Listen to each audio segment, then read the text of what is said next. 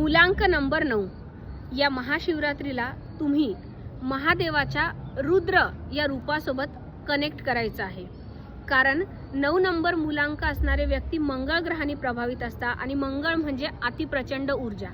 पण बऱ्याचदा काय होतं, ही ऊर्जा तुम्ही जर व्यवस्थित चॅनलाइज केली नाही, तिचं व्यवस्थित नियोजन केलं नाही, तर या ऊर्जेचे तुम्हाला स्वतःला काही साईड इफेक्ट दिसतात। जसं की तुमच्या स्वभावामध्ये चिडचिडेपणा, आक्रस्ताळेपणा,